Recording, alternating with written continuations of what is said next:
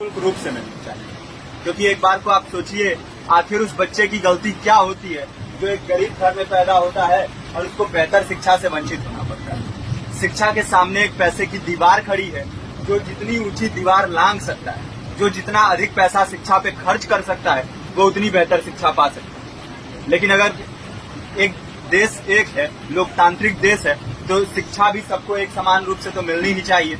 आज परिस्थिति ये है कि एक तरफ तो प्राइवेट स्कूल हैं जो लूट के अड्डे बने हुए हैं, वहां पे आप एडमिशन कराने जाएंगे तो सिर्फ एडमिशन के नाम पे ही आपको 10,000 20,000 रुपए देना होगा। और कमीशन खोरी का ऐसा धंधा है कि कॉपी, किताब, टाई, बेल्ट, ड्रेस, जूता कहाँ से खरीदना है ये आप नहीं तय करेंगे वो प्राइवेट स्कूल वाले। यानी आम लोगों की मेहनत की आखिरी कौड़ी उनके जेब से वसूल लेना चाहते हैं। और दूसरी तरफ सरकारी स्कूलों में न तो पर्याप्त टीचर है, न पर्याप्त बिल्डिंगे हैं। 2019 का ही ये पुराना आंकड़ा है कि हर 100 में से 52 स्कूलों में या तो एक टीचर है या 2 टीचर हैं, और उन्हीं टीचरों के ऊपर जिम्मेदारी थोप दी जाती है कि जनगणना करो, मतगणना करो, पशु गणना करो, तमाम काम करवाए जाते हैं। और 19 के बाद से तब से कितने टीचर रिटायर हुए होंगे, और 18 के बाद से कोई टीचर की वैकेंसी भी नहीं है। आप खुद भी सोच सकते हैं ये परिस्थिति और कितनी बिगड़ी हो। इसीलिए हम लोग ये मांग उठा रहे हैं, चाहे कोई राष्ट्रपति का बच्चा हो या किसी मजदूर का, सबको शिक्षा एक समान मिलनी चाहिए और निःशुल्क रूप से मिलनी चाहिए। प्रेमचंद ने अपने दौर में भी कहा था कि एक सभ्य समाज में ऊंची से ऊंची तालीम मुफ्त होनी चाहिए और इसका पूरा खर्च गवर्नमेंट को उठाना चाहिए, क्योंकि हमारे देश को फौज से ज्यादा आवश्यकता तालीम की। और शिक्षा से जुड़ता हुआ ही दूसरा मुद्दा हम लोग उठा रहे हैं। दूसरा मुद्दा है रोजगार का। रोजगार की परिस्थिति ये है कि आज सरकारी सेक्टर हो या प्राइवेट, सब कुछ ठेका संविदा के हवाले किया जा रहा है। परमानेंट नौकरियां लगातार घटाई जा रही है। इसी रेलवे में 1995 के आसपास लगभग 18.5 लाख कर्मचारी काम करते थे, लेकिन आज उनकी संख्या 12 लाख है।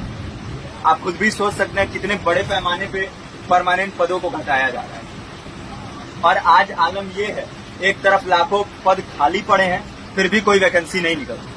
जो वैकेंसियां निकलती हैं उनमें भ्रष्टाचार होता है, पेपर लीक हो जाते हैं। RO, UP police, BPSC, SSC, CGL, ऐसे तमाम पेपर लीक हो चुके हैं, आप लोग भी जानते ही हैं। अभी नीट की धांधली में ये पता चला कि एक एक पेपर 30 लाख से 50-50 लाख रुपए में बेचा गया। हम और आप तो ये पैसा नहीं दे सकते। पूरी की पूरी कारस्तानी सरकार, प्रशासन, शिक्षा माफियाओं की होती है। और भुगतता कौन है? आम घरों के लोग, जो लोग सालों साल तैयारी करते हैं, दिन भर में 10-10 घंटे, 12-12 घंटे पढ़ते हैं। और इतनी कड़ी मेहनत के बाद, सालों साल की मेहनत के बाद उनके हाथ लगती है तो सिर्फ हताशा, निराशा, अवसाद। बहुत से छात्र नौजवान जो इस बेबसी में, इस डिप्रेशन में नहीं जी पाते, आत्महत्या तक के कदम उठा लेते हैं। लेकिन ये देश की विडंबना है कि टीवी चैनल, अखबार, मीडिया, नेता, मंत्रियों के लिए कहीं ये कोई मुद्दा नहीं है। उनके लिए मुद्दे हैं तो जाति, धर्म, रंग, नस्ल, अगड़ा पिछड़ा। आज जब पूरी परिस्थिति इतनी भयावह है तो ये जरूरी है कि लोगों के बीच में जाया जाए, लोगों को संगठित किया जाए और एकजुट किया जाए। क्योंकि आज अगर अपने मुद्दों पर बोलेंगे नहीं तो कल को ये परिस्थिति और बिगड़ेगी। हो सकता है ले देके अपनी जिंदगी तो हम लोग काट ले जाएं, लेकिन आने वाली पीढ़ियों को क्या भविष्य देके जाएंगे, ये भी सोचने वाली बात है। हमारे साथी ने आपको पर्चा दिया है, पर्चा आप तक पहुंच गया है। पर्चे में और भी बातें हैं, इसको पूरा विस्तार से पढ़िए। पर्चे में हमारा नंबर है, संपर्क कीजिए।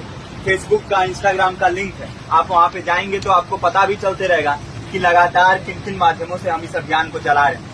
नुक्कड़ नाटक, संगीत, शिक्षा सहायता मंडल, लाइब्रेरी, तमाम माध्यमों से इस अभियान को चला रहे हैं और कोशिश कर रहे हैं कि बड़े से बड़े पैमाने पर हर जगह पे लोगों को संगठित किया जाए और एकजुट किया जाए। आपके बीच भी आए हैं, आपका साथ और सहयोग है।